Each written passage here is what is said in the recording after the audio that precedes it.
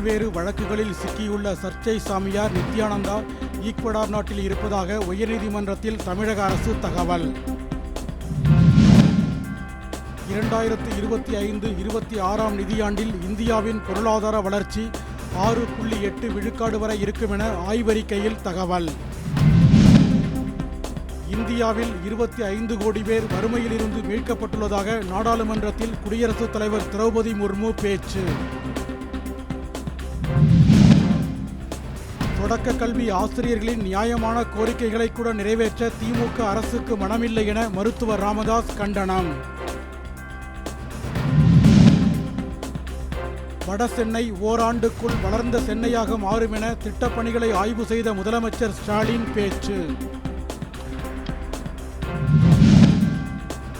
சென்னை கிழக்கு கடற்கரை சாலையில் பெண்களை மிரட்டிய வழக்கில் 4 பேர் கைது.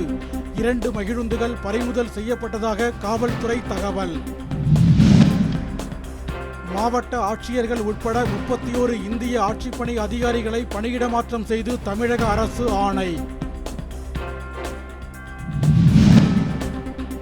பாலாற்றில் கழிவுநீர் கலப்பதால் பாதிக்கப்பட்ட மக்களுக்கு உச்சநீதிமன்ற தீர்ப்பின்படி இழப்பீடு வழங்க அன்புமணி வலியுறுத்தல்.